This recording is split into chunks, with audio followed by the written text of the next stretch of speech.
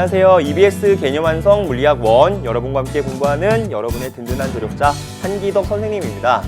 자, 오늘 선생님이 더 열심히 가르쳐 줄 건데 어제 다른 과목들 선생님 같이 만났던 자리가 있었어요. 그 선생님들의 얘기 들으면서 쌤이 더 열심히 가르쳐 줘야겠다라는 마음을 다시 다졌는데 그러기엔 좀 너무 늦었죠. 38강인데 그래도 늦은 거 아니에요, 여러분들. 지금부터라도 열심히 다시 들어도 되는 거고요. 지금부터 열심히 공부하면 전혀 늦지 않았습니다. 같이 열심히 우리 38강 배우기 전에 저번 시간에 못 풀었었던 12번 문제부터 풀고요. 그 다음에 오늘 강의 시작하도록 하겠습니다. 12번 그림과 같이 슬릿에 단색광을 비추었더니 스크린에 간선 무늬가 생겼다. 인접한 무늬와 밝은 무늬 사이의 간격은 델타 X고요. 슬릿 사이의 간격은 D고요. 슬릿과 스크린 사이 거리는 L. 단색광의 파장은 람다이다 라고 했습니다. 근데 이 L은 그대로 변화시키지 않은 채 람다와 D를 변화시켜서 델타 X를 측정해 봤더니 다음 표와 같았다 라고 얘기를 하네요. 자, 파장 람다 A, 람다 B, 람다 C로 변했고 그 다음에 슬릿의 간격은 D, 2D, 3D로 변화를 시켰습니다. 이때 밝은 무늬 사이 간격이 이렇게 나타났는데 이 간격을 이용해서 파장의 대소관계를 비교해보자 라는 게 문제인데, 자, 우리 밝은 무늬와 밝은 무늬 사이의 간격 델타 X 또는 어두운 무늬와 어두운 무늬 사이의 간격 델타 X는 다음과 같은 식으로 계산해 볼 수 있더라. 델타 X는 D분의 L람다다 라는 거 우리 문제에서 많이 활용해 보고 있습니다. 이 관계를 선생님이 증명까지 했었고요. 이걸 이용해서 문제를 풀면 될 것 같고, 여기 델타 X도 있고 D도 있고 람다도 있고 L은 변화시키지 않았다고 했으니까 쉽게 구할 수 있을 것 같고요. 자, 이때 람다는 그러면 람다는 어떻게 쓸 수 있죠? D를 곱하고 L로 나눠주면 되겠죠? D 델타 X L분의 이렇게 쓸 수 있을 것이다. 그러면 람다 A는 얼마예요? 람다 A는 L분의 D 곱하기 그 다음에 델타 X 곱하면 되더라. 요거고 람다 B는 똑같이 하면 되겠죠? L분의 간격 2D 그 다음에 무늬 사이의 간격 0.4x0 이렇게 쓰면 될 것 같고요. 람다 C는 L분의 L은 똑같다고 했으니까 3D 곱하기 0.5x0 3D 곱하기 0.5x0니까 요거 곱해 줄까요? 곱해주면 얼마가 되죠? 이건 그대로 그냥 L분의 dx0. 자, 여기는 2 곱하기 0.4니까 0.8 dx0가 되고 여기는 3 곱하기 0.5니까 1.5 그렇죠? 이렇게 되더라. 자, 그러면 람다 A, B, C의 관계를 따져볼 수가 있겠죠. 누가 제일 큽니까? 1.5가 제일 크고 그 다음에 1, 그 다음에 0.8이니까 얘가 1등, 얘가 2등, 얘가 3등으로 람다의 크기를 비교해 볼 수 있더라. 관계를 써보니 람다 C가 제일 크고 그 다음에 람다 A, 람다 B가 되더라 라는 걸 볼 수가 있네요. 정답 몇 번이 됩니까? 정답 4번이더라 라는 거 간단하게 확인해 볼 수가 있었습니다. 요거 대입해서 문제만 풀 수 있었어요. 그쵸 여러분? 요걸 대입해서 문제를 적용시키면 간단하게 계산할 수 있었던 12번 문제였고요. 지금까지 본 거는 전자기파의 파동적인 성질을 봤었던 거고, 그러면 오늘 배울 건 무엇이냐? 전자기파의 빛의 파동성을 봤으니 이번에 배울 건 빛과 물질의 이중성, 특히 먼저 배울 건 빛의 입자성을 다뤄볼 거예요. 빛의 파동성을 배웠으니까 빛의 입자성이 무엇이냐? 이중적인 성질을 갖고 있다고 했는데 이런 이중인격자라는 얘기를 하잖아요. 그렇죠? 두 가지 성질을 착한 아이와 나쁜 아이가 같이 갖고 있는 그런 이중인격자가 있듯이 빛도 입자적인 성질과 파동적인 성질을 둘 다 갖고 있는 이중성이 있더라. 근데 빛뿐만 아니라 물질이라는 것도, 입자라는 것도 파동적인 성질을 갖고 있고 입자적인 성질을 갖고 있더라라는 것을 배워볼 겁니다. 자, 핵심 키워드 한번 볼까요? 그렇습니다. 오늘 배울 건 빛의 입자성으로 대표되는 광전 효과라는 거 먼저 볼 거고요. 그 다음에 빛과 물질의 이중성을 한번 차근차근 짚어보는 시간을 갖도록 하겠습니다. 자, 그러면 광전 효과가 무엇이냐라는 것부터 봐야겠죠? 광전 효과, 말 그대로 광, 뭐죠? 빛, 광이고 전자가, 전류가 흐른다라는 겁니다. 즉, 빛을 비췄더니 전자가 튀어나오는 현상을 광전 효과라고 부릅니다. 자, 금속판에, 여기 금속판이 있고요. 금속판에 빛을 비췄더니 빛을 비출 때 금속 표면에서 뭐가? 전자가 방출되는 현상을 광전 효과라고 부르고 특히 빛을 비춰서 튀어나온 전자라고 해서 광전자라는 이름으로 부르기도 합니다. 이게 광전 효과인데 이 광전 효과를 우리가 파동적인 성질로 이해해 보려고 했으나 이해가 잘 안 됐고 입자적인 관점으로 이해했을 때만 이해할 수 있었던 실험 결과를 분석할 수 있었던 일이 발생한 겁니다. 자, 무슨 말이냐면 이거 한번 볼게요. 실험 첫 번째 어떤 실험을 했냐면 음전하로 대전된 검전기에 자, 이 검전기 자체가 일단은 마이너스 전하로 대전돼 있다라고 되어 있습니다. 마이너스 전하로 전자들이 가득 차 있는 그러한 검전기를 생각해 볼 수가 있고요. 거기에 수은등을 비췄더니 무슨 일이 발생하냐라는 걸 봤는데 수은등에서 발생하는 전자기파는 뭐냐면 자외선이래요. 우리 수은등에서는 에너지 준위 차이에 해당되는 빛이 나올 텐데 전자가 방출하는 빛이 자외선이 나온다라는 걸 생각해 볼 수가 있는데 뭐 어찌됐든 자외선을 비췄더니 무슨 일이 발생했냐면 여기 봐봐요. 금속판에 수은등, 자외선을 비췄더니 그 자외선을 전자가 흡수해서 방출될 수가 있었다라는 겁니다. 자, 그러면 전자가 방출됐죠. 빛 에너지를 받아서 방출됐습니다. 전자가 방출되면 어떤 일이 발생할까요? 검전기에는 자, 생각해보면 위에 있던 전자들이 방출돼 버렸어요. 그러면 밑에 있던 전자들이 서로 밀어내는 힘이 작용하는 거니까 전자가 요 밑에만 몰려있을 필요가 없죠. 서로 싫어하는, 밀어내는 녀석들이니까 위로 퍼지면서 이렇게 될 겁니다. 전자들이 4개가 있는 거잖아요. 결국 3개가 빠져나갔으니까 광전 효과에 의해서 따라서 일부는 밑에, 일부는 위에 이렇게 멀리 퍼져 있는 현상이 될 거고 자, 밑에 금속박, 여기를 금속박이라고 부르는데 여기를 금속판이라고 부르고요. 금속판. 그 다음에 여기 벌어져 있는 전기력에 의해서 멀어지기도 하고 전기력에 의해서 가까워지기도 하고 전기력이 없으면 그냥 원래대로 오므린 모양이 될 겁니다. 여기를 금속박이라고 부르는데 금속박의 전자가 전하량이 감소하면서 금속박 사이의 거리가 어떻게 될까요? 밀어내는 힘이 약해지니까 당연히 오므라들겠죠. 처음보다. 이런 일이 발생할 수 있다. 즉 결과를 봤더니 금속박이 서서히 닫히는 결과를 나타냈다라는 겁니다. 왜 그렇다고요? 광전 효과 때문에 빛을 비췄더니 아연판에서 금속판에서 전자가 튀어나가는 광전 효과가 나타났기 때문에 그렇더라라는 건데 아직 지금 이 현상으로는 빛이 입자냐 파동이냐는 설명할 수 없어요. 파동이어도 전자가 자, 파동이라는 건 빛이 전자기파라는 거고 전자기파라는 것은 전기장과 자기장의 진동이라고 했는데 그 전기장에 의해서 전자가 힘을 받아서 튀어나갔다라고 볼 수도 있겠죠. 아직은 파동으로도 설명이 가능해요. 근데 두 번째 실험부터 그게 안 됩니다. 자, 두 번째 실험을 봤더니 이번엔 뭐였냐면 자, 볼게요. 대전되지 않은 검전기. 이번에는 검전기를 마이너스로 대전시킨 게 아니라 중성이니까 처음부터 벌려져 있지 않고 금속박이 그냥 일자로 이렇게 있을 겁니다. 나란하게.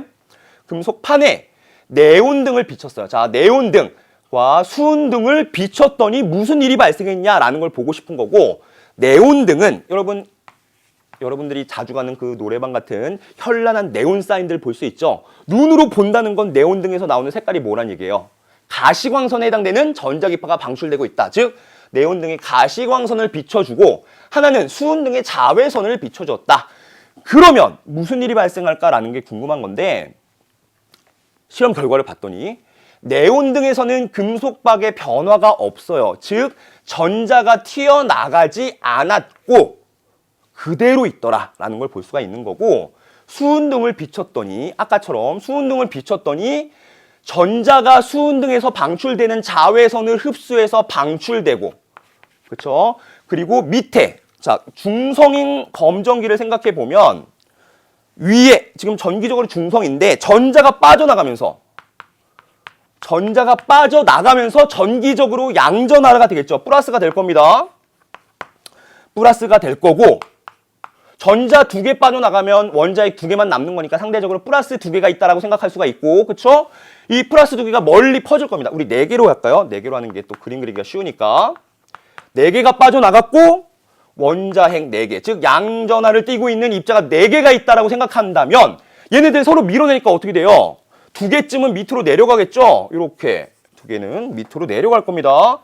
자, 밑으로 내려가면 플러스 어떻게 된다고요? 밀어낸다고요. 그래서 벌어지게 되더라. 금속박이 멀어지게 되더라라는 걸 볼 수가 있고, 수은등에서 여기 밑에 플러스가 많이 모여 있는 거 볼 수가 있죠. 왜 그렇다고요? 수은등에서의 자외선을 쪼여줬더니, 아연판에, 금속판에 자외선을 쪼여줬더니 그 자외선을 흡수한 전자가 방출되고, 전자가 방출되면서 상대적인 플러스 전하가 밑으로 많이 몰리게 되어 있고, 따라서 그 플러스로 대전돼 있는 금속박이 서로를 밀어내서 벌어지게 되더라라는 것을 볼 수가 있습니다. 자, 근데 문제는 만약에 빛이 파동이라면 네온등을 비춰도 이게 벌어져야 돼요. 자, 왜 그러냐면, 자, 여러분들이 그네를 타고 있어요. 여러분이 그네를 타고 있는데 선생님이 뒤에서 밀어줍니다. 여러분들이 올 때 조금씩 밀어줘요. 파동이라면 그 밀어주는 전자를 운동시키는 전기장이 계속 가해지고 있는 거고, 시간을 오래 비춰주면, 네온등을 오래 비춰주면 전자의 운동이 점점점 커지면서 전자가 방출될 수가 있어요. 파동이라면. 근데 파동이 아니고 입자니까 지금 이렇게 안 된 거예요. 자, 무슨 말이냐면, 그네를 탈 때 선생님이 밀어주면 결국 점점점 커지다가 어떻게 돼요? 나중에는 여러분들이 푹 떨어지게 되겠죠. 그네를 그렇게까지 타면 안 되지만 계속 밀어준다면 여러분들이 떨어질 수가 있단 말이죠. 만약에 파동이라면 그렇게 돼야 되는데 그렇게 안 되더라. 왜냐면 여러분들이 썸 타는 남자친구, 여자친구랑 손을 잡고 있어요. 선생님이 질투를 해서 분필을 던져서 여러분들의 손을 떨어뜨려 놓으려고 합니다. 근데 그 분필 가지고 그 여러분들이 맞잡은 손이 떨어져요? 안 떨어지죠. 1개 던져도 2개 던져도 3개 던져도 1억 개 던져도 2억 개 던져도 안 떨어진단 말이죠. 자, 입자라면, 자, 아까 파동이라면 점점 중첩되면서 커져서 전자가 튀어나갈 수 있다라고 했는데, 입자라면 어차피 전자가 이 금속판에 붙잡혀 있는 것인데, 분필을 1개 던지든 2개 던지든 3개 던지든 1억 개 던지든 전자를 붙잡고 있는 금속판이 잡고 있는 에너지가 더 크니까 어차피 전자가 방출이 안 되는 거예요. 즉, 파동으로는 설명할 수는 없지만 광자가, 빛이 입자라고 생각해서 해석한다면 설명이 가능하더라라는 것을 볼 수가 있었던 거죠. 파동이라면 중첩이 일어날 수 있고 그 중첩에 의해서 전자가 튀어나갈 수도 있겠지만 에너지가 커졌기 때문에, 그러나 그런 일이 발생하지 않았다는 것은 빛이 입자적인 성질을 갖고 있으니까 그렇게 되더라라고 해석한 게 누구예요? 아인슈타인. 여러분들이 잘 알고 있는, 우리 앞에서 상대성 이론에서 얘기했던 그 아인슈타인이 광량자설을 이용해서 해석을 한 겁니다. 이게 뭐예요? 말 그대로 광, 빛이 양자, 알갱이, 덩어리로 이루어져 있다. 빛, 입자로 이루어져 있다라고 얘기를 하는 게 바로 광량자설이고, 그렇게 해석하니까 이 실험 결과도 받아들일 수가 있겠다라는 겁니다. 자, 이렇게 해석할 수가 있고, 하나만 해서는 안 되겠죠. 다른 실험으로 반복해서 다른 상황에서 빛의 입자성을 증명해야 될 텐데 어떤 일을 했냐면 3번째 실험을 했어요. 자, 이 과정은 뭐냐면 한번 볼게요.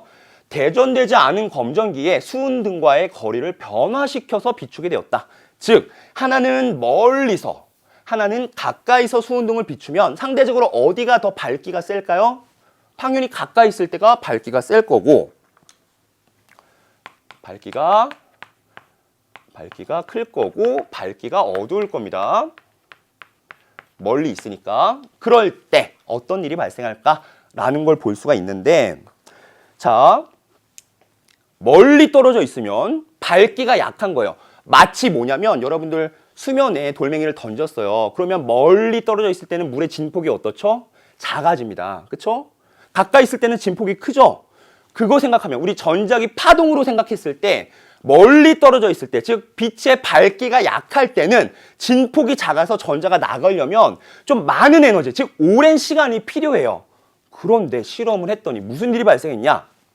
전자가 수은등을 비췄더니 멀리서 비췄는데도 그 빛이 도달하기만 하면 오랜 시간이 아니라 즉시 전자가 방출되는 그러한 현상이 발생했고, 그러한 현상을 파동으로 설명하려고 했더니 설명이 안 되더라. 파동으로 설명하려면 진폭이 낮은, 멀리 밝기가 어두운 그러한 빛일 때는 좀 오랜 시간이 걸려서 진폭이 증가하면서 전자가 튀어나갈 수 있는 에너지가 돼야 나갈 수 있는 건데, 그렇지 않고 수은등이 밝기가 작더라도 비춰주기만 하면 바로 튀어나갈 수 있더라 라는 결과가 나왔고, 그거를 파동으로는 설명할 수 없었는데 입자로 한번 설명해 볼게요. 전자가 있고 금속판에 붙잡혀 있는 전자들이 있고 거기에 선생님이 빛을 비춥니다. 빛이 알갱이를 가진 입자라고 한다면 그 빛이 전자에 부딪히면 어떻게 되죠? 전자가 그 빛 에너지를 흡수해서 그 빛 에너지가 금속판에 붙잡혀 있는 그 에너지보다 크다면 전자는 그 에너지를 받아서 방출되겠죠. 이 현상이 바로 나타날 겁니다. 빛이 하나라도 들어온다면. 즉 빛이 알갱이를 갖고 있는 입자라고 한다면, 광자라는 알갱이를 갖고 있다면 이 현상, 실험 결과를 설명할 수 있더라. 빛의 입자성을 나타내고 있다고 했습니다.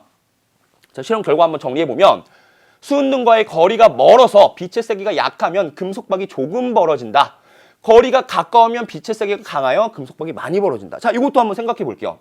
지금은 어떤 걸 설명했던 거냐면 빛의 밝기가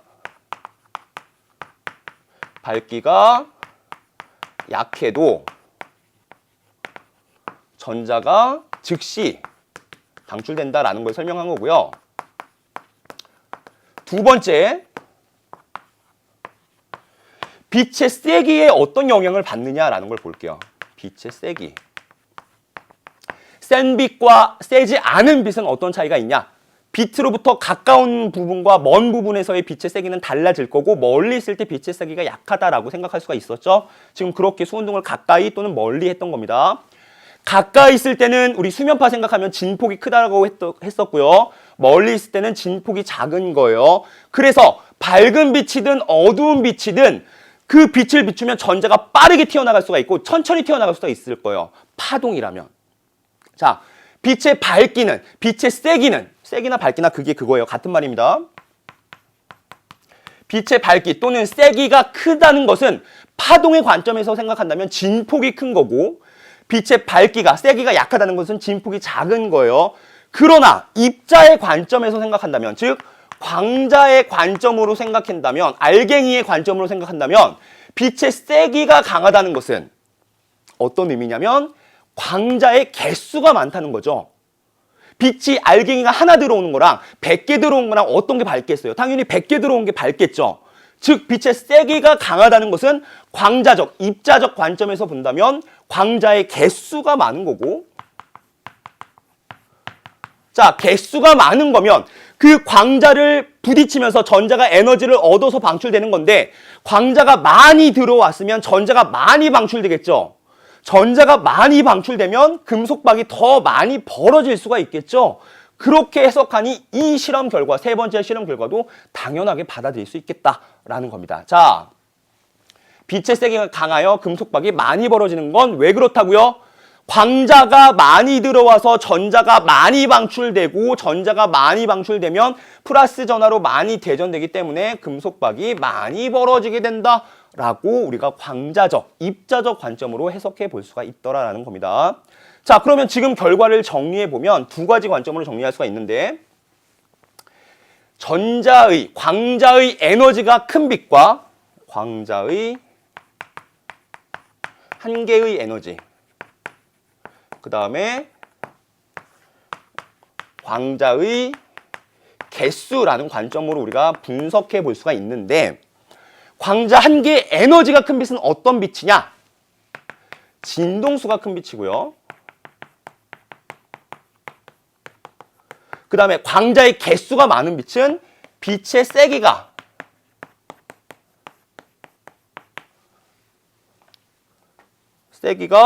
강한 빛, 센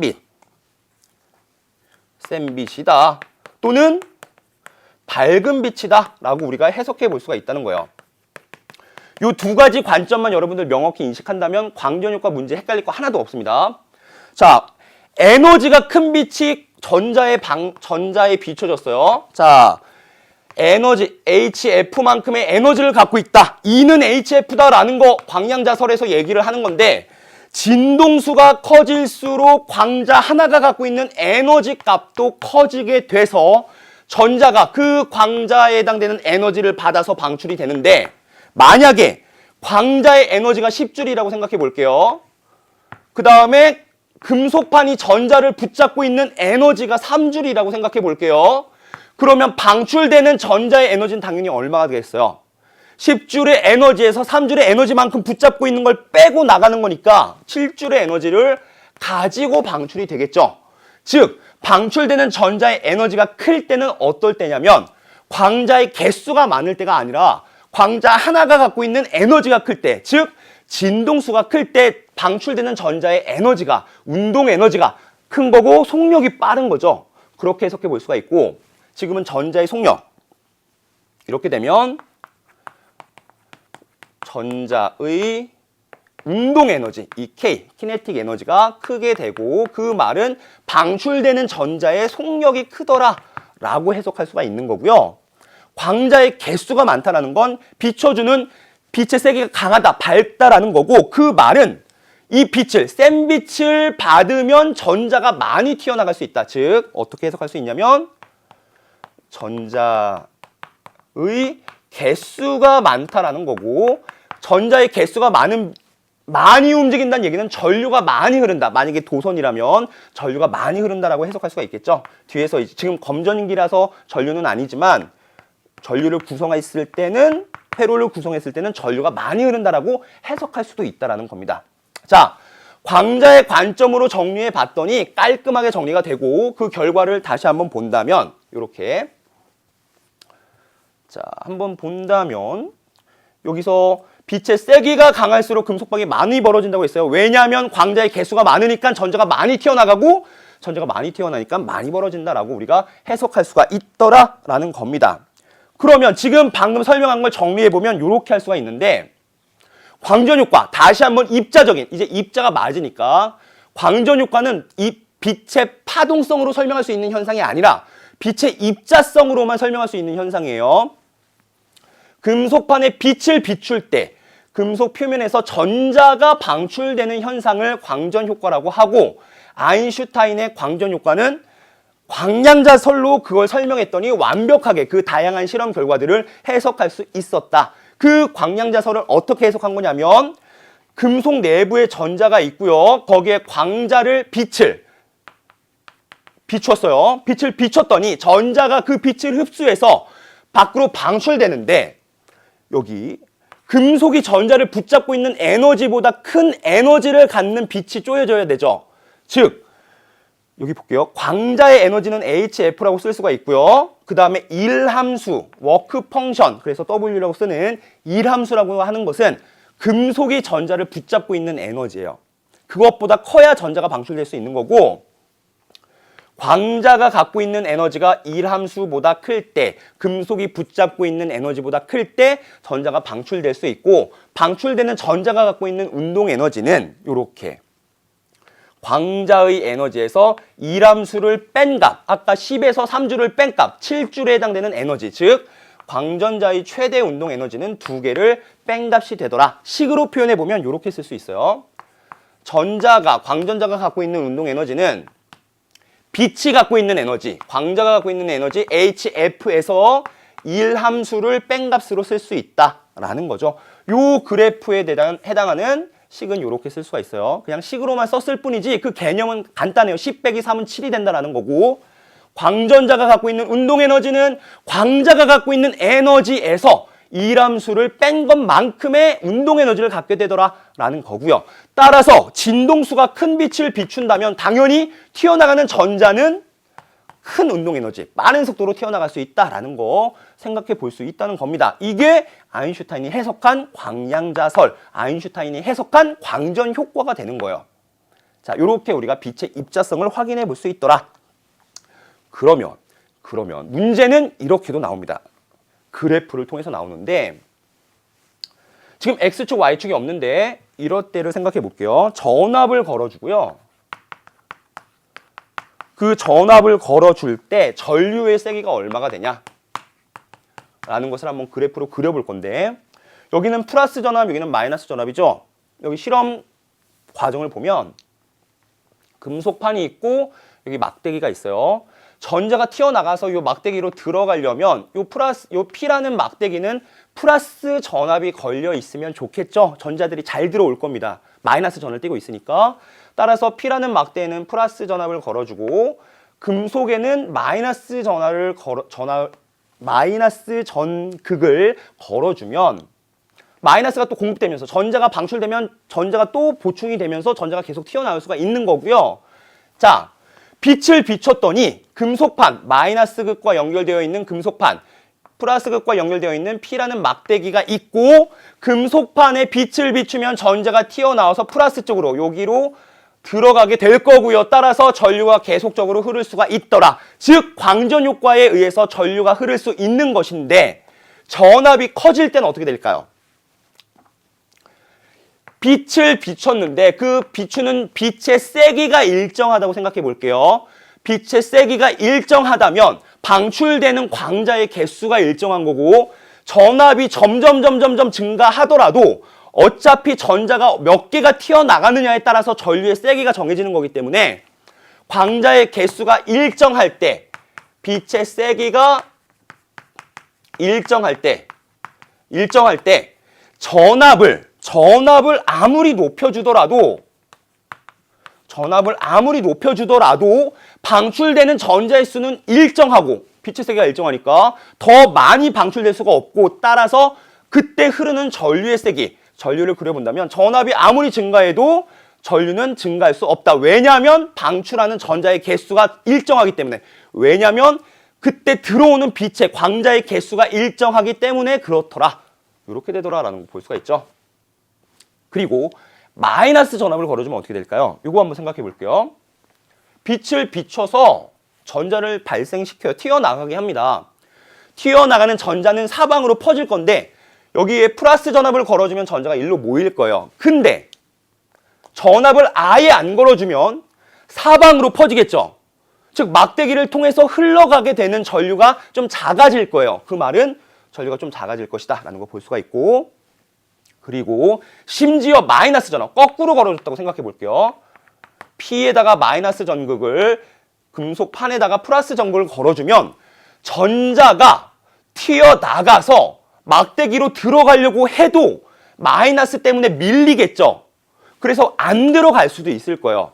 전자의 에너지가 크다면 전자의 운동 에너지가 크다면 마이너스가 밀어내더라도 그냥 뚫고 들어가겠지만 전자의 운동 에너지가 작거나 요 마이너스에서 강한 전압을 걸어준다면 전자가 못 들어갈 겁니다. 그래서 전류의 세기가 점점점 줄어들어서 이렇게 0이 되는 부분이 있을 거예요. 자, 전압을 역방향 전압으로 걸어준다면 전자가 플러스 쪽으로는 끌려갔었지만 마이너스 쪽으로는 밀려나기 때문에 마이너스 쪽으로 안 가려고 할 거고 결국 전자가 갖고 있는 운동 에너지보다 강한 전압을 걸어준 에너지가 생긴다면 전자는 전류가 흐르지 않게 되더라. 전자는 요 막대기로 들어가지 못하게 되더라 라는 거 볼 수가 있고 그때의 전압, 요 값을 뭐라고 부르냐면 정지전압이라고 불러요. 왜 그렇다고요?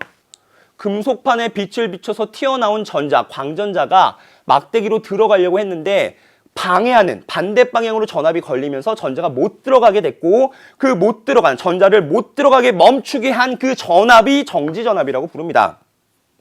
여기 값. 그래서 이 정지전압은 뭐에 영향을 받을까요? 우리 생각해보면 방금 전자가 갖고 있는 운동에너지는 빛, 광자가 갖고 있는 에너지 HF에서 1함수, 금속의 전자를 잡고 있는 그 에너지, 1함수 값을 빼준다라고 했는데 전자의 운동 에너지가 클수록 걸어주는 정지 전압의 에너지가, 전압 값이 커져야겠죠. 전자의 운동 에너지가 크다는 얘기는 전자가 더 빠르게, 강하게 이쪽으로 들어온다는 얘기인데 강한 전압을 걸어줘야 그나마 멈출 거예요. 즉 진동수가 커지면 지금 일단 이러한 그래프 하나를 그려봤는데 요게 F2일 때라고 생각해 볼게요. F1일 때, 즉 진동수가 더 큰 빛을 비춘다면 전자가 갖게 되는 운동 에너지 값이 증가하게 되고 운동 에너지가 증가하니까 그 전자를 멈추기 위해서는 더 강한 전압을 가해줘야겠죠. 즉 여기에서 전압을 가할 때 멈추는 게 아니라 이때도 전류가 흐르고 더 강한 전압, 여기 역방향으로 더 강한 전압이 걸려야 그때 전자를 멈출 수 있게 되더라. 즉 이렇게 그려지더라. F1일 때는. 빛의 세기는 같다고 했을 때 빛의 세기는 광자의 개수고 광자의 개수가 같으면 튀어나가는 전자의 개수가 같아서 전류값이 같을 거예요. 그래서 같은 전류로 그린 거고 점점점 전압이 거꾸로 걸리면서 그 전자를 튀어나간 전자를 멈추게 하고 싶은데 진동수가 큰 빛이니까 전자가 갖고 있는 운동 에너지가 크고 운동 에너지가 크니까 걔를 멈추려면 더 강한 전압이 있어야 된다. 즉 강한 전압, 여기 마이너스로 강한 전압이 있어야 되니까 여기에서나 전류가 안 흐르는 멈추게 되는 정지 전압이 여기에서 발생할 수 있더라라는 겁니다. 자, 그래프 해석할 때 전류의 세기가 같다는 것은 빛의 밝기, 빛의 세기가 같다는 거고 그 다음 정지 전압이 다르다는 것은 무엇의 영향이라고요? F1, F2, 즉 비춰준 빛의 진동수에 의해서 정지 전압이 정해진다. 왜냐하면 진동수에 따라서 전자의 운동 에너지가 정해지기 때문에 그 전자를 멈추게 하는 정지 전압이 결정되고 강한 빛일수록 진동수가 큰 빛일수록 정지 전압이 커진다. 그 크기만을 따진다면 여기가 마이너스 10, 마이너스 20이라고 할 때 이게 더 큰 반대 방향의 전압인 거죠. 크기를 따질 때 진동수가 큰 빛은 더 강한 전압을 걸어줘야 된다라고 생각해 볼 수가 있습니다. 자, 지금은 뭘 본 거냐면 진동수가 다를 때 이 상황에서 그래프를 본 거예요.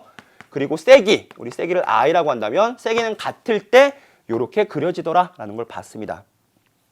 자, 두 번째로 이번에는 진동수는 같은데 세기가 다른 빛을 비추면 어떻게 될까라는 거 한번 그려볼게요. 자, 진동수가 같다는 얘기는 뭐가 같다? 진동수가 같다는 얘기는 광자가 갖고 있는 에너지가 같은 거고 이람수, 똑같은 금속판에 빛을 비춘 거니까 어차피 똑같은 이람수일 거예요. 즉 전자가 갖게 되는 운동 에너지 값이 같고 전자가 갖게 되는 운동 에너지가 같다면 그 전자를 멈추게 하기 위해서는 정지 전압이 가해져야 되는데 그 정지 전압의 크기도 같더라 라는 것으로 생각해 볼 수가 있고 그 다음 여기 세기가 빛의 밝기가 I1이 더 크대요. 그 말은 빛의 밝기, 빛의 세기라는 것은 광자의 개수와 관계되어 있다라고 했고 빛이 밝은 빛은 광자의 개수가 많은 빛이니까 많은 광자가 금속판에 도달하면서 많은 전자를 방출시키겠죠. 즉 전자가 많이 나가면 강한 전류가 흐르는 겁니다. 전류값이 커지는 거예요. 따라서 이때 두 개의 그래프를 한번 같이 그려본다면 이렇게 하나 그릴 수 있을 거고요. 그 다음 진동수는 같다고 했으니까 어차피 밝기가 더 큰 빛은 이게 I2라면 밝기가 더 큰 빛은 이렇게 더 강한 전류를 흐르게 해주더라. 왜 그렇다고요? 밝기가 강한 빛이라는 건 광자의 개수가 많은 빛이라고 했고 개수가 많다는 얘기는 전자랑 더 많이 부딪히면서 전자를 더 많이 방출시켜서 전류가 더 커지더라 라는 것으로 해석할 수 있더라라는 겁니다. 이 두 가지만 여러분들 구분할 수 있으면 돼요. 자, 정지전압은 뭐랑 관계되어 있다? 정지전압은 전자의 운동에너지와 관계되어 있고 전자의 운동에너지는 요거로 쓸 수 있으니까 가해주는, 비춰주는 빛의 진동수 또는 이람수의 영향을 받는다라고 볼 수가 있고 광전류, 그때 흐르는 전류의 세기는 광자의 개수와 관계되어 있더라. 즉 빛의 세기 또는 밝기와 관계되어 있더라 라는 거 생각해 볼 수가 있습니다. 여러분 요 두 개만 구분할 수 있으면 이 그래프 문제도 잘 풀 수가 있습니다. 자, 그리고 이 정리 한번 해볼게요. 여기다가 방금 선생님이 그려준 그래프가 여기 나와 있습니다.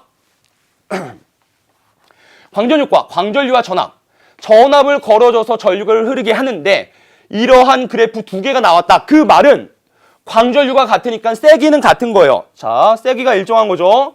그리고 정지전압이 달라요. 정지전압이 여기가 더 커요. 빨간색이. 즉 그 말은 빨간색에 해당되는 빛은 진동수가 큰 빛이더라 라는 것으로 해석할 수가 있고 요 그래프 정지전압은 같아요. 즉 전자가 갖고 있는 최대 운동 에너지는 같다는 얘기고 그 말은 동일한 금속판에 동일한 진동수를 갖고 있는 빛을 쪼여준 건데 전류가 달라요. 전류가 다르다는 건 광자의 개수가 다르다. 즉 전류가 많이 흐르는 건 세기가 강한 빛, 즉 광자의 개수가 많은 빛이에요. 그렇게 생각해 볼 수 있더라라는 겁니다. 진동수의 관점으로, 그 다음에 개수의 관점으로 광전 효과를 입자적으로 해석할 수 있더라라는 거고요. 그 다음 하나 더. 이번에 볼 건 다른 그래프인데 어떤 그래프를 볼 거냐면 진동수와 Y축은 최대 운동 에너지. 전자의 최대 운동 에너지를 그래프로 한번 표현해 볼게요. 자, 빛을 비췄는데 빛의 진동수를 쭉 증가시켜 보고 있는 겁니다. 빛의 진동수가 점점 증가할수록 전자가 갖고 있는 최대 운동 에너지도 점점 커질 거예요. 왜 그렇다고요? 전자가 갖고 있는 최대 운동 에너지는 이렇게 쓸 수 있으니까. 자, 이 K는 전자의 최대 운동 에너지. 그 다음 H는 플랑크 상수라는 어떤 숫자 값이에요. 숫자라고 생각할 수가 있고, F는 뭐라고요? 진동수. H도 써줄까요? 플랑크 상수. 그 다음에 W는 뭐라고요? 일함수라고요. 일함수는 금속의 특징이에요. 구리가 전자를 잡고 있는 에너지, 아연판이 전자를 잡고 있는 에너지는 금속마다 다를 거고요. 일함수로 우리가 기술할 수가 있습니다. 자, 요거를 이제 그래프로 표현해 보고 싶은 건데, X축이 진동수, Y축은 전자의 최대 운동 에너지, 요거죠? 자, 이거를 우리가 수학 시간에 배웠던 1차 함수 그래프처럼 생각해 볼까요? 기울기가 얼마예요? 자, 이거 잘 보니까 Y축이 최대 운동 에너지 EK고요. 이거 EK 대신 Y라고 쓰면 되고요. H는 그냥 H라고 써볼게요. 숫자니까. 그 다음 F 대신 X축이니까 F를 X라고 놓으면 HX고, 그쵸? 그 다음에 일함수니까 그냥 마이너스 W 이렇게 쓰면 이거랑 똑같은 꼴이에요. AX 더하기 B. 그쵸? 요게 Y절편이잖아요. 즉 요게 Y절편이 되면서 어떻게 그려지냐면 H 어차피 양수니까 이렇게 그려집니다. 이렇게. 그쵸? 여기 Y절편 얼마라고요? 마이너스 W. 그 다음에 요거니까 요게 그래프의 식이니까 기울기 얼마예요? 요 A값. H가 되죠? 기울기는 H가 되더라.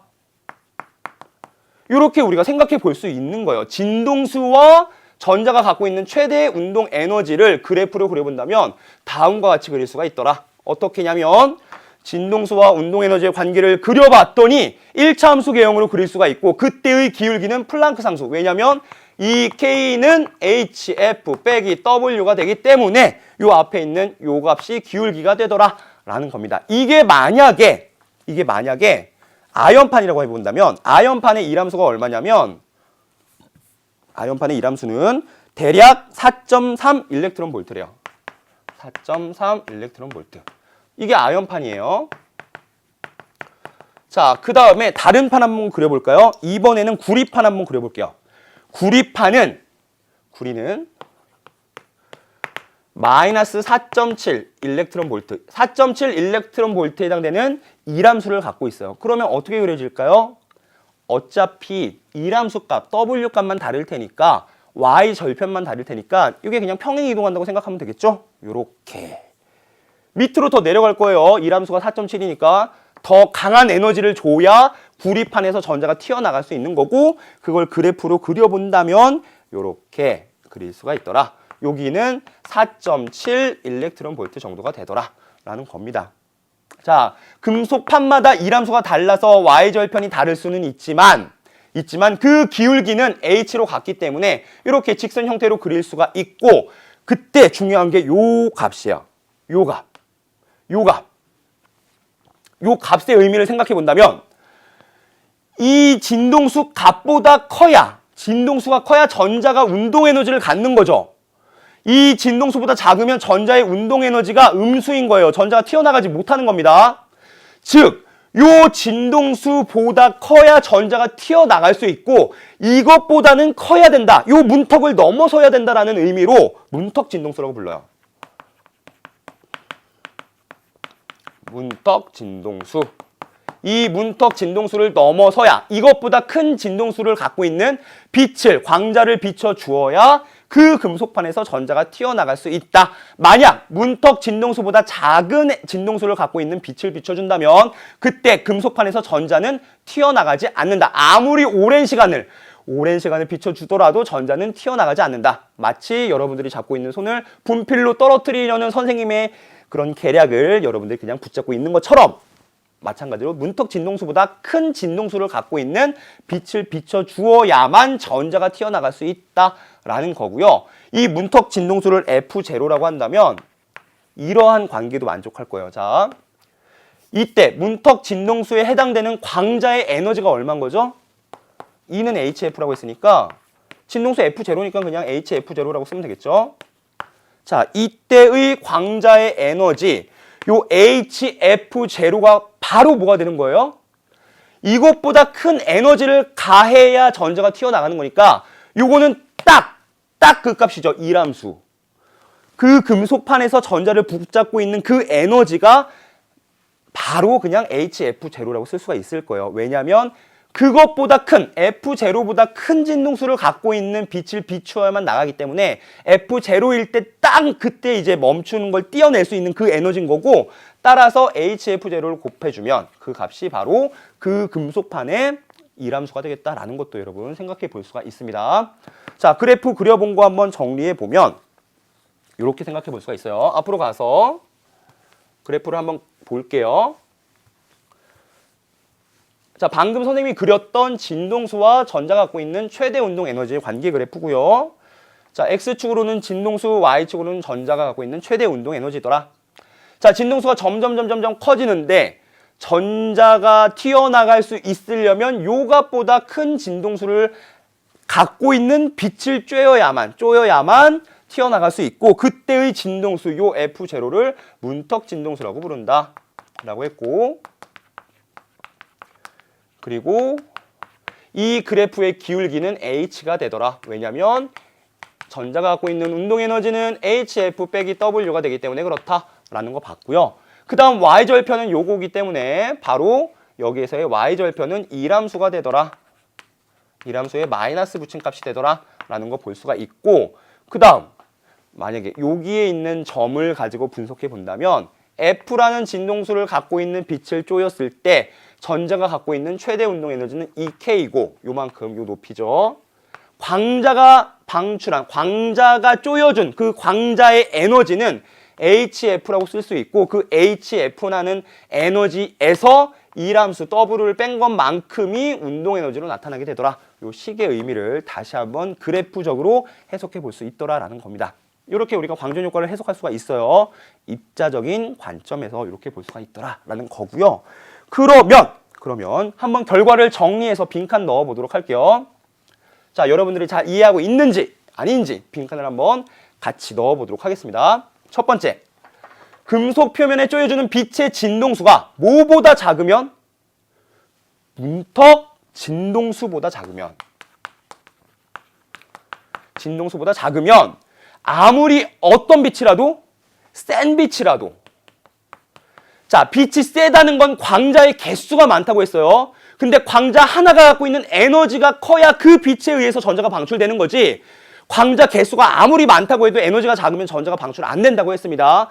따라서 금속 표면에 쪼여주는 빛의 진동수가 문턱 진동수보다 작으면 센 빛을 오랜 시간 비춰주더라도 전자는 방출되지 않는다라는 거예요. 자, 센 빛이라는 건 광자에 뭐가 많은 빛? 개수가 많은 빛이고, 따라서 작은 에너지를 가진 광자, 빛 알갱이를 수억 개로 때려봤자 전자가 안 튀어나오더라라는 거 여러분 해석해 볼 수가 있고요. 이게 입자적인 관점으로 보는 거고요. 두 번째, 광전자의 운동 에너지는, 최대 운동 에너지는 빛의 뭐와는 관계없고 빛의 세기와는 관계없어요. 관계가 없고 빛의 진동수와는 관계하더라. 왜냐하면 빛의 세기라는 건 광자의 개수죠. 광자의 개수와 한 개의 전자가 튀어나가는 거랑 관계없어요.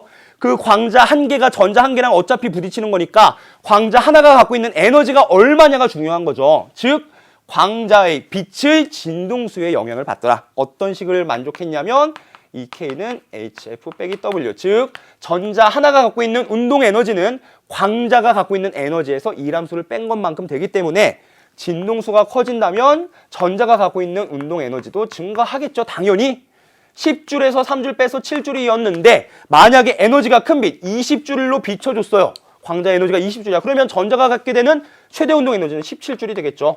증가하더라라는 거 볼 수가 있습니다.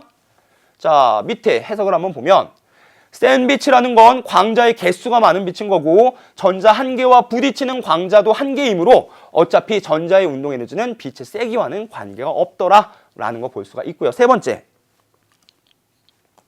자, 두 번째 계속.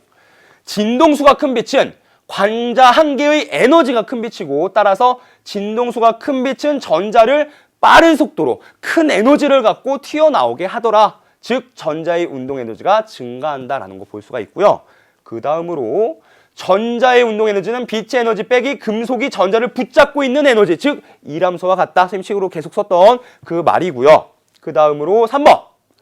쪼여주는 빛의 진동수가 문턱 진동수보다 크면 광전자가 방출되면 어떻게? 즉시. 오랜 시간, 빛의 세기가 약하다고 해서 오랜 시간 빛을 비춰줄 필요 없이 어차피 광자 한 개가 전자 한 개랑 부딪히면서 나가는 거니까 부딪히는 에너지를 받는 그 순간 튀어나가게 됩니다. 즉시 광전자가 방출되며 방출되는 광전자의 수는 빛의 세기에 또는 밝기에 같은 얘기예요. 비례한다. 광자 한 개의 에너지는 HF로 쓸 수 있다. 즉 진동수가 큰 빛을 쪼이면 전자가 바로 튀어나오게 되더라라는 것을 우리가 광전 효과를 입자적인 관점으로 해석해 볼 수가 있습니다. 자, 이렇게 볼 수 있었고요. 그 다음 센 빛은 광자의 개수가 많은 빛이므로 전자가 많이 튀어나오게 돼서 전류가 많이 흐르게 된다라는 것도 생각해 볼 수가 있죠. 자, 지금 빛의 입자성을 광전 효과로 해석해 봤고요. 광전 효과를 빛의 입자적인 관점으로 해석해 봤다면 두 번째, 빛의 입자적인 성질을 확인할 수 있는 콤프턴 효과라는 게 있어요. 자, 뭐냐면 볼게요. X선을 비춰줬어요. X선을 금속판에 비춰줬는데 금속판에서 반사돼서 X선이 나오고 전자는 그 빛을 받아서 튀어나올 수가 있어요. 자, 다시 X선을 금속판에 쪼여 주었을 때 전자가 튀어나오고 X선은 반사돼서 이렇게 나옵니다. 산란돼서 나와요. 그럴 수 있겠죠? 여러분 공을 던졌더니 벽에 있는 어떤 부착되어 있는 자석 같은 게 떨어져서 나갈 수 있어. 공과 함께 튕겨 나갈 수 있겠죠? 그런 거 생각해 볼 수가 있고 X선을 쪼여줬는데 금속판에 전자가 튀어나가면서 X선은 반사돼서 산란돼서 나가더라 라는 결과인데 자, 만약에 빛이 파동이라면 전자기 파동이라면 금속판에 반사된 산란된 X선은 파장이 어떻게 돼야 되죠? 파장은 반사될 때 우리 굴절과 반사에서 많이 다뤘었는데 반사되는 입사파와 반사파의 속력과 진동수와 파장은 같더라. 왜? 같은 매질을 진행하기 때문에 그렇더라라는 거 계속 배웠었어요. 그렇죠? 그러나 파동의 관점으로는 당연히 파장이 변하면 안 돼요. 같은 매질에서 진행하기 때문에. 그런데 실험을 해봤더니 그렇지 않고 파장이 길어졌어요. 자, 입사 X선의 파장을 람다라고 했을 때 반사된, 산란된 X선은 파장이 람다 프라임이에요. 이때 람다와 람다 프라임을 비교해보면 람다 프라임이 커요. 왜 그럴까 생각해보면 당연히 그럴 수밖에 없어요. 에너지의 관점으로 생각해 볼게요. 람다가 커졌다는 것은 에너지가 어떻게 됐다는 얘기죠? 파장이 길수록 에너지가 작다고 그랬죠? 즉 에너지가 작아졌다는 얘기예요. 왜 작아지죠? 전자가 튀어나갔으니까. 전자가 갖고 있는 운동 에너지가 있을 거죠. 그 운동 에너지와 반사된 X선의 에너지를 합쳐야 처음 비춰준 X선의 에너지가 나오기 때문에 그럴 수밖에 없죠. 에너지는 보존돼야 되니까. 다시. 자, 빛을 X선을 입사시켜줬어요. 입사시킨 X선이 있고 그 X선에 의해서 반사됐고 산란됐고 일부 전자는 튀어나갔습니다. 처음 X선이 갖고 있는 에너지와 그 다음 튀어나간 전자의 운동에너지, 산란된 X선의 에너지를 합쳐준 에너지는 에너지 보존에 의해서 당연히 같아야 되고, 따라서 X선만 보자면 에너지가 감소해야 되고, 에너지가 감소한다는 얘기는 파장이 짧아졌다는 얘기겠죠. 이렇게 해석할 수 있더라. 즉 콤프턴 효과에서 X선을 비춰줬을 때 전자가 튀어나가고 X선은 반사, 산란됐었습니다. 산란된 X선의 파장은 길어지게 되더라 라는 것을 충돌로, 입자의 충돌로 해석할 수 있더라라는 겁니다. 그게 콤프턴 효과예요. 자, 정리해보면 산란된 X선의 파장이 길어지더라. 왜 그렇다고요? 에너지가 보존돼야 되니까. 그리고 또 어떤 일이 발생했냐면 X선의 각도가 클수록 파장이 길어졌어요. 자, 이게 무슨 말이냐면 여기 테니스공, 여기 볼링공이 있어요.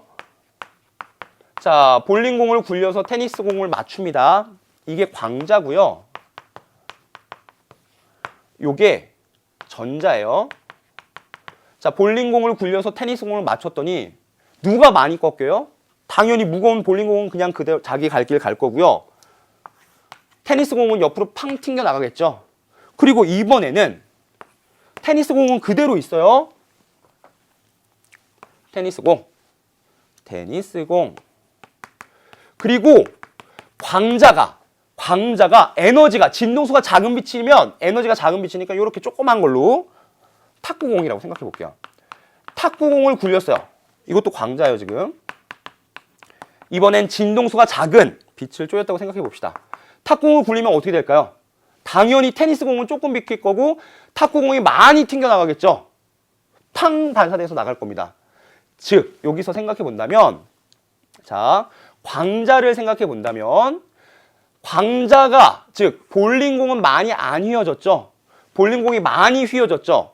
많이 휘어졌다는 얘기는 에너지 변화가 크다는 거겠죠. 운동량 변화가, 에너지 변화가 크다는 거고, 에너지 변화가 크다는 것은 람다도 많이 변했다. 즉 파장이 많이 길어졌다는 얘기고, 파장이 많이 길어졌다는 얘기는 요 각도가 원래 가던 그 방향에서 벌어지는 각도, 광자가 벌어지는 각도가 커진다. 탁구공이 튕겨나가는 것처럼 에너지가 많이 바뀔 때, 운동량이 많이 바뀔 때는, 파장이 점점 길어질 때는, 많이 길 때는 이 각도도 점점 증가하게 되겠다라는 것도 우리가 해석해 볼 수가 있습니다. 바로 이게 콤프턴 효과, 콤프턴 산란이고요. 자, 잠깐 쉬었다가 우리 빛과 물질의 이중성에 대해서 같이 한번 알아보는 시간을 갖겠습니다.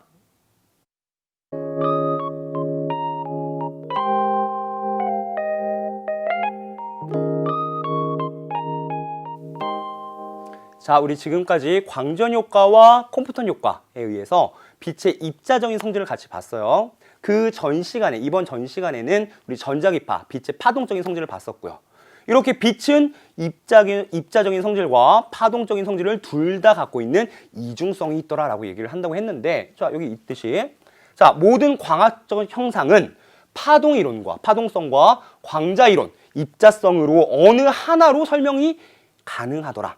이중적이라고 해서 두 개가 같이 나타난다는 게 아니라, 정확히 얘기한다면 어떤 현상은 파동적으로 설명이 가능한 거고 어떤 현상은 입자성으로 설명이 가능한 거예요. 예를 들면 CD 표면에서의 회절, 기름막의 간섭, 이렇게 파동적인 성질. 간섭의, 여러분 파동의 가장 큰 특징은 이런 파동과 이런 파동이 합쳐지면 0이 된다는 상쇄 간섭이 나타나는 거. 입자에선 이런 일이 발생할 수 없거든요. 무슨 말이냐면 선생님이 왼쪽으로 한 대 맞고 오른쪽으로 한 대 맞았어요.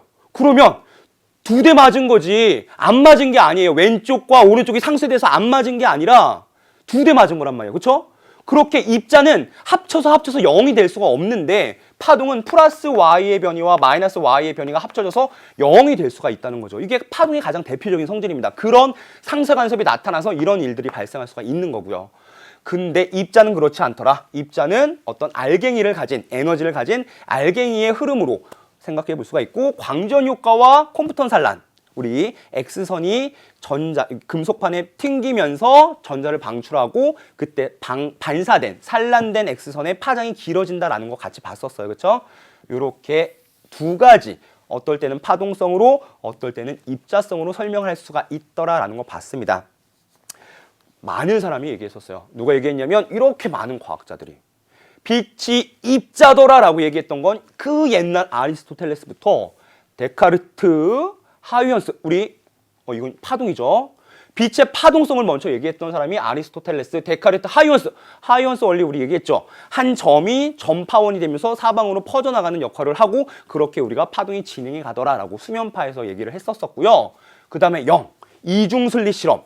구멍이 2개 있을 때 빛이 나가면 어디는 밝게 어디는 어둡게 나타나더라. 왜 그러냐면 경로차가 2분의 람다의 홀수배일 때는 상쇄간섭, 2분의 람다의 짝수배일 때는 보강간섭이 나타나더라. 얘기했던 게 바로 영의 이중슬릿 실험이고요. 그 다음에 프레넬이 회절, 편광 같은 거를 얘기했고 그 다음에 전자기파, 파동이라는 걸 완성시킨 사람이 맥스웰입니다. 이런 발전 과정을 거쳤는데 그에 반해 아니야 빛은 입자야 라고 얘기했던 많은 사람들이 있었어요. 데모크리토스도 그랬고요. 이븐 알하이삼이라는 사람도 그랬고요. 뉴턴! 우리가 알고 있는 그 유명한 뉴턴도 빛은 입자일 것이다 라고 얘기를 했었습니다. 플랑크가 양자가설 E는 HF라는 걸 얘기했던 사람이 바로 요 H가 플랑크 상수잖아요. 플랑크고요.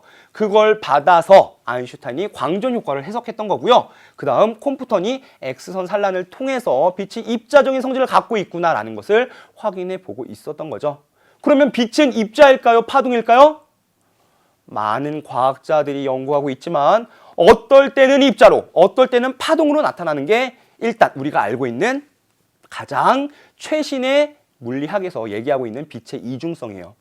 물론 100년, 200년 지나면 빛이 어떨 때 입자로 나타나고 어떨 때 파동으로 나타나는지까지 정확히 밝혀질 수 있을지 없을지 잘 모르겠지만 지금까지 밝혀진 바로는 우리가 이렇게 어떨 때는 파동, 어떨 때는 입자로 나타난다는 것까지 본 거예요. 궁금하죠? 뭐가 자연의 진실인지 궁금합니다. 빛이 입자인지 파동인지, 빛의 속도는 왜 일정한지 뭐 이런 거 아직 정확히 몰라요. 여러분들의 몫입니다. 여러분들이 조금 더 연구해서 증명할 수 있는 그러한 날이 오기를 바라고 있습니다. 자, 다음으로 볼 건 광전 효과. 우리가 봤던 광전 효과를 어떻게 이용할 수 있느냐라는 거고요. 광다이오드 뭐냐면 빛을 비춰서 전자가 튀어나가죠. 그 튀어나간 전자에 의해서 전류가 흐르고 빛이 들어오고 있다는 걸 확인해 줄 수 있는 광 센서에 이용하는 또는 CCD라는 거. 이거 좀 이따 자세히 볼 거예요.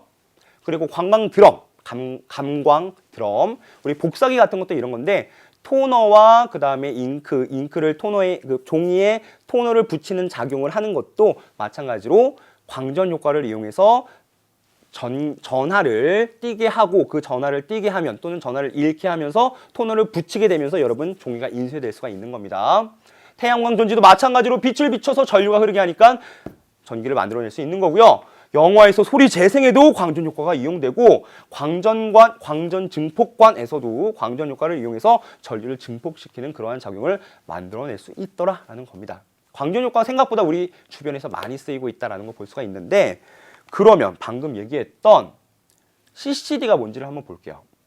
자, CCD라는 건 이런 디지털 카메라에서 빛을 받아들이는 어떤 센서 같은 건데 장치인데 우리 눈과 비교해 보면 쉽게 이해할 수가 있어요. 자, 여기 예쁜 장미꽃이 있습니다.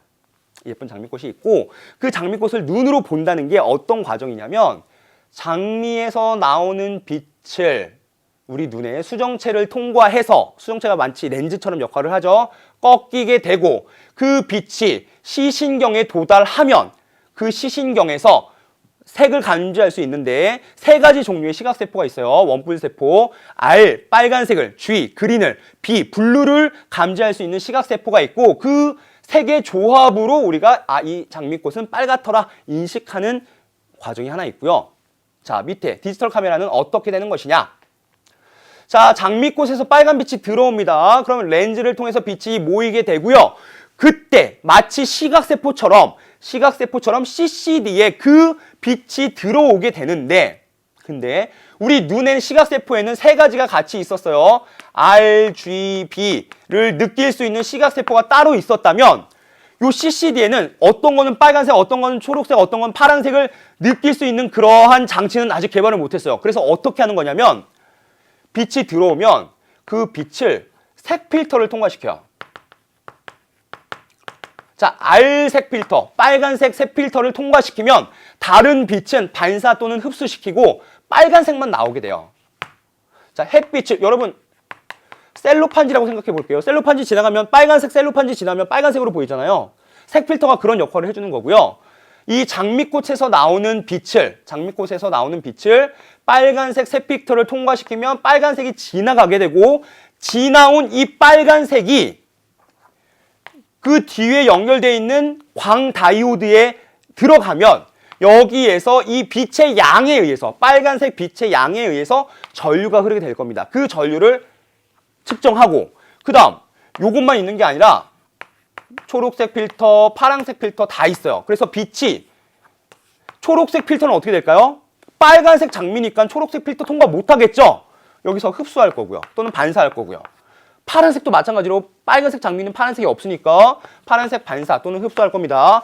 그러면 요 RGB를 생각해 본다면 빨간색 장미에 의해서 빨간색 색 필터를 통과한 빛의 양이 이 정도가 된다. 전류로 우리가 측정해 놓은 거고 이걸 이용해서 재생시키면 빨간색 장미가 그대로 재현될 수가 있는 거겠죠.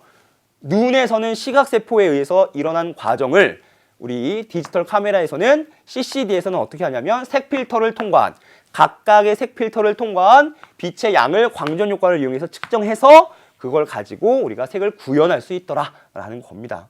과학적이죠. 우리가 눈에서 색을 인식하는 과정을 디지털 카메라에서 색 필터와 광다이오드를 이용해서 구현해 놓은 게 바로 CCD다라는 거 우리가 생각해 볼 수가 있습니다. 자, 그 CCD라는 것은 방금 얘기했듯이 전하 결합 소자라고 불러요. 자, 뭐냐면 광다이오드와 전하 결합 소자로 구성되어 있으며 광전 효과로 발생된 전하를 축적 후 전송하는 디지털 카메라의 이미지 센서를 CCD라고 하고 여기 나와 있듯이 빛이 색 필터를 통과해서 광다이오드에서 측정이 됩니다. 빛이 빨간색 필터, 초록색 필터, 파란색 필터를 통과할 때 그 색에 해당되는 것만 지나오게 되고 빨간색 색 필터를 지나온 빨간색 빛의 양을 측정하고 광전 효과를 이용해서 초록색 빛의 광전 효과를 이용해서 전류 측정하고 파란색도 마찬가지로 그러면 각각이 어느 정도 빛이 들어왔는지를 측정할 수가 있겠죠. 뭐 10, 10, 10 이렇게 들어왔으면 무슨 색인 거예요? RGB 다 섞으면 무슨 색이에요? 흰색이죠. 이렇게 될 거고 만약에 여기가 10 들어오고 여기 10 들어오고 여기가 0 들어왔어요. 자, 그럼 이거 무슨 색이죠? 자, 우리 RGB 섞어볼까요? 한번 RGB가 있죠.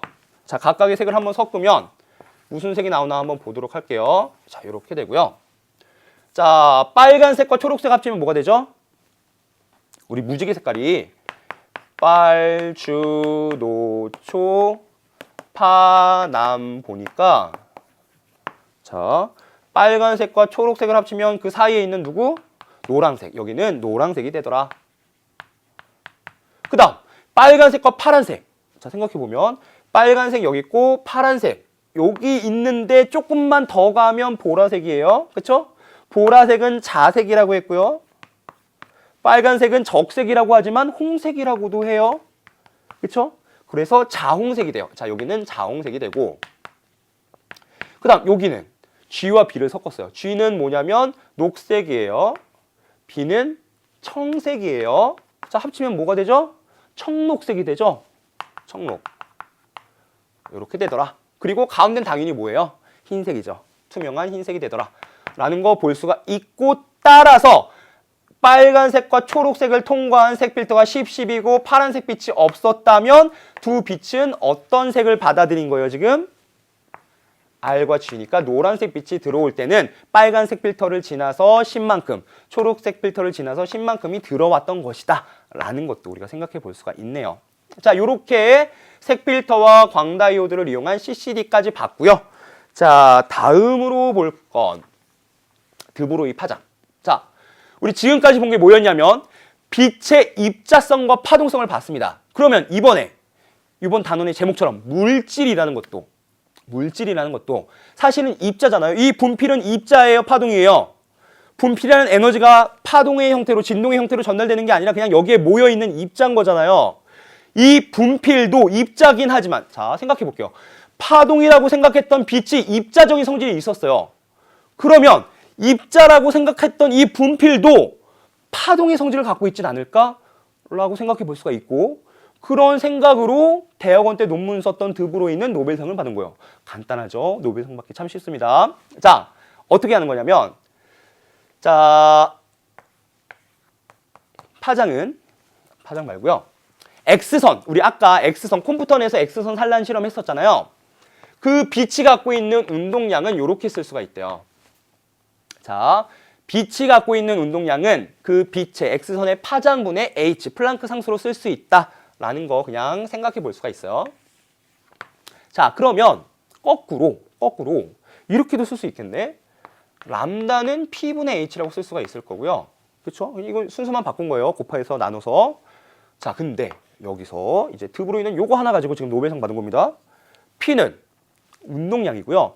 지금 위에서는 X선의 운동량을 얘기했던 건데 P를 그냥 전자, 입자, 분필 이런 것의 운동량이라고 생각한다면 우리 뭐라고 쓸 수 있죠? 운동량과 충격량에서 얘기했었잖아요. 그렇죠? P는 mv, 운동량은 질량 곱하기 속도라고 했으니까 이렇게 쓸 수가 있네. 그렇죠? 자, 질량 m을 갖고 속도 v로 움직이고 있는 물질, 입자가 갖고 있는 파동이 있다면 물질파라고 부르고 그걸 물질파라고 불러요.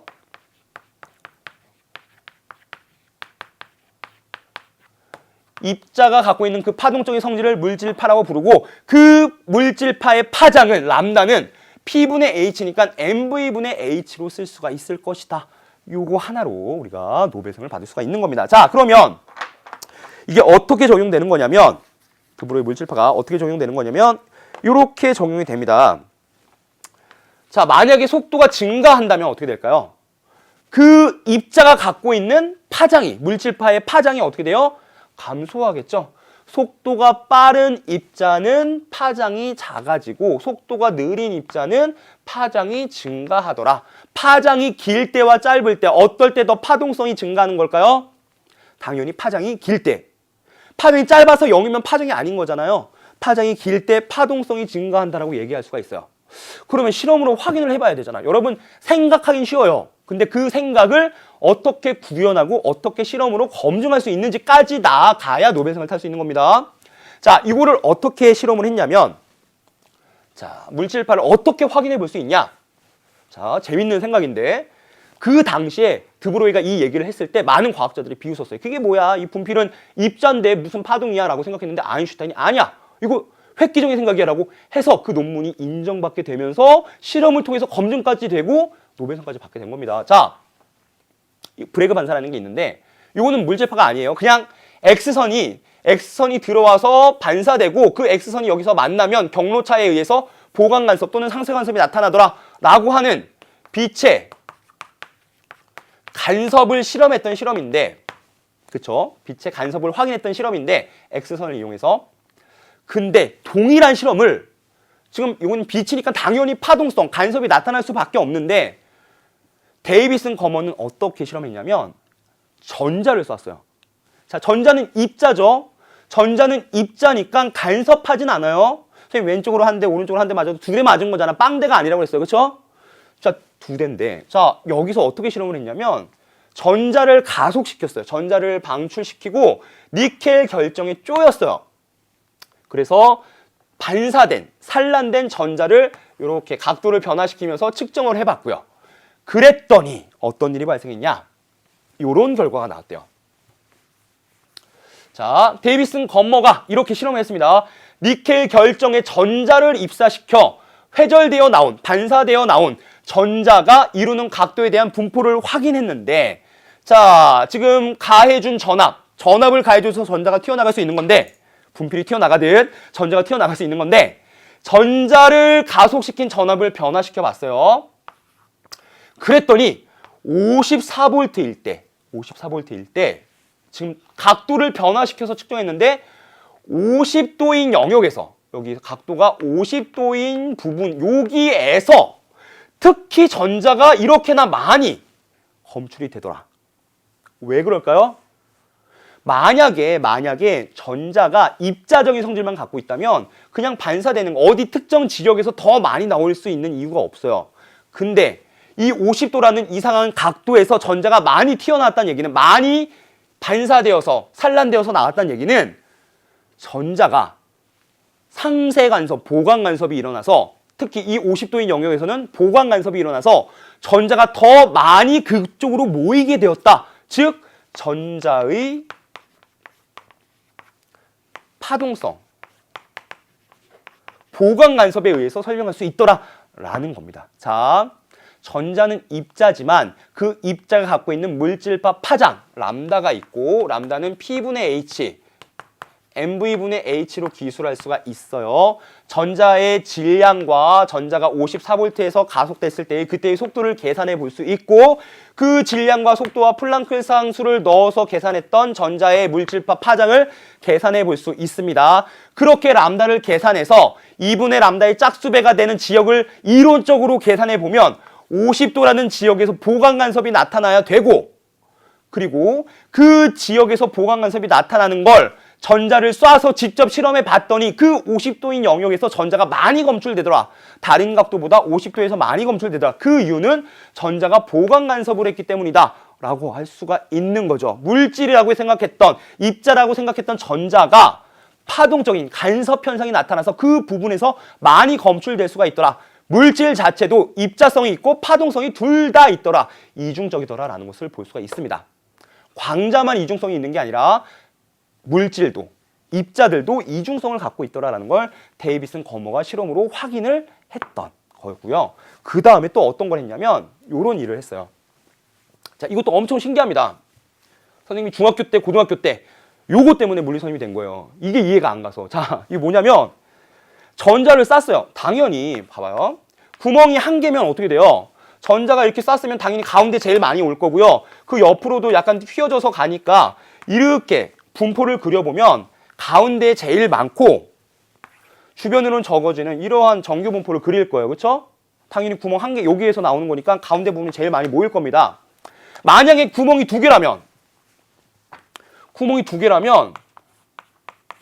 이쪽으로 나온 게 이러한 분포를 이쪽으로 나온 게 이러한 분포를 그리면서 두 개가 합쳐지는 뭐 이러한 분포를 그릴 거예요. 그렇죠?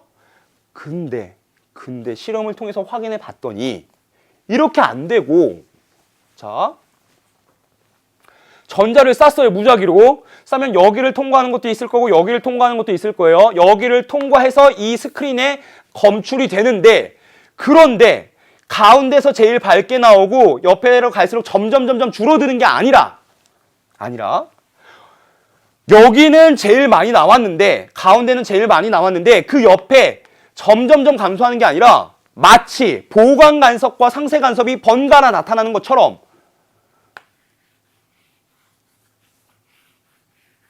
이런 식으로 어디는 많이 나오고 어디는 아예 전자가 검출이 안 되고 어디는 많이 나오고 어디는 아예 검출이 안 되고 마치 빛이 이중 슬릿을 통과해서 보강 간섭이 일어난 지역은 밝은 무늬가 상쇄 간섭 2분의 람다의 홀수배가 되는 지역은 어두운 무늬가 나타나는 것처럼 전자가 어떤 부분에는 많이 검출이 되고 어떤 부분 여기 가운데에서 가까운 부분인데도 전자가 검출이 안 되는 지역이 있더라.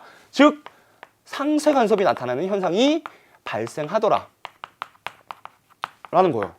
왜 그래요? 우리는 그냥 물질파, 그냥 입자도 물질도 파동의 성질을 갖고 있고 간섭, 상쇄 간섭, 보강 간섭을 하기 때문에 전자가 방출 안 되는, 전자가 검출 안 되는 부분도 생길 수 있다라고 말할 수 있죠. 그렇게 해석은 하지만 그 근본적인 원인까지는 아직 정확히는 몰라요. 그러나 다양한 실험 결과가 이 현상을 밝혔고 그거는 변하지 않는 사실이니까 그거를 해석하려고 하니 물질파를 통해서 해석할 수밖에 없더라. 이렇게.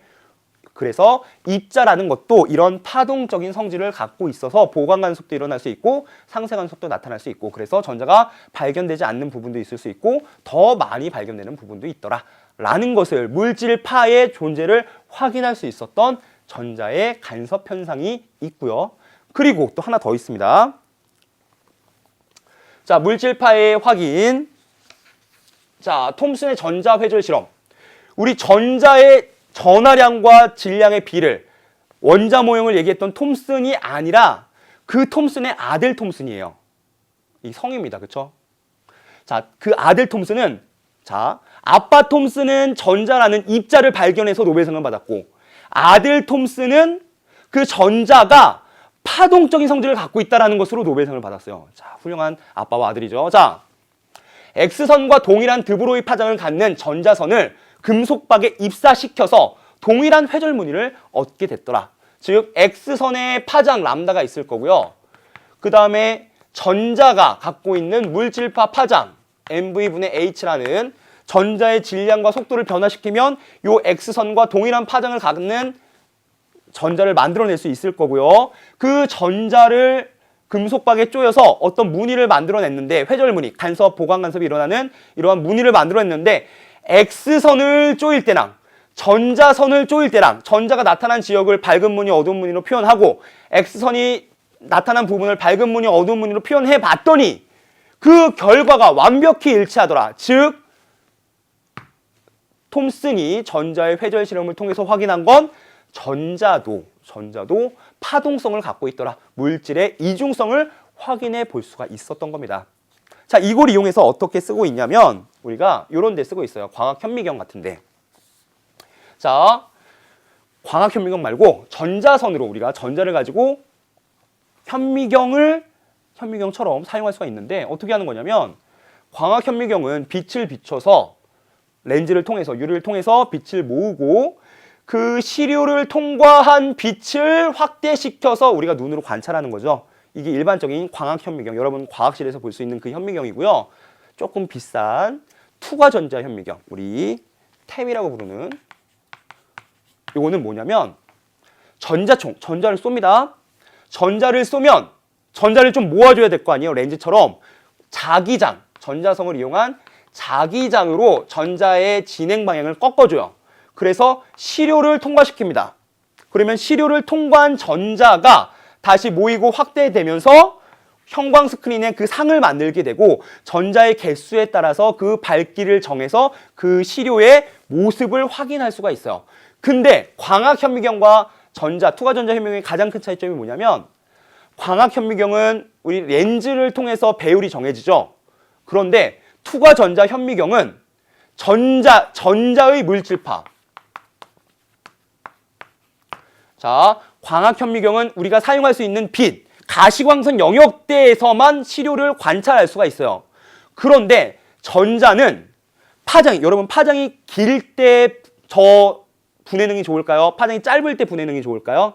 더 분별할 수 있는, 자세하게 볼 수 있는 분해능이 좋은 건 파장이 짧아야 돼요. 왜냐면 자, 파장이 요러한 물체를 보고 싶은데 파장이 긴 걸로 이렇게 관찰을 하려면 여기 딱 걸려서 여기 어딘가 물체가 있다는 걸 확인할 수 있지만 파장이 짧을 때는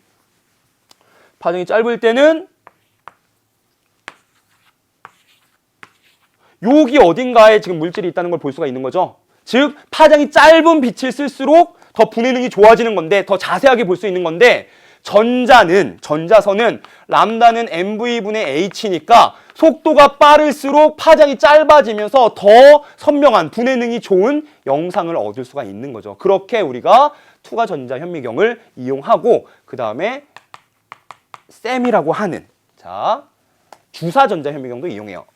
자, 광학 현미경과 비교해서 본다면 투과전자 현미경은 시료를 전자를 통과시켜서 그 이미지를 보는 거고 주사전자 현미경은 전자를 쏘고 시료에 반사시켜서 반사된 전자를 감지해서 우리가 물질의 상을 얻는 것이다 라는 거, 광학 현미경과 두 가지를 비교해서 생각해 볼 수가 있고요. 다음 시간에 문제를 통해서 자세한 개념을 확인해 보도록 하겠습니다. 여러분 80분 동안 수고 많았고요. 다음 시간 문제풀이로 다가가겠습니다. 여러분들 고생했습니다. 다음 시간에 뵐게요. 안녕.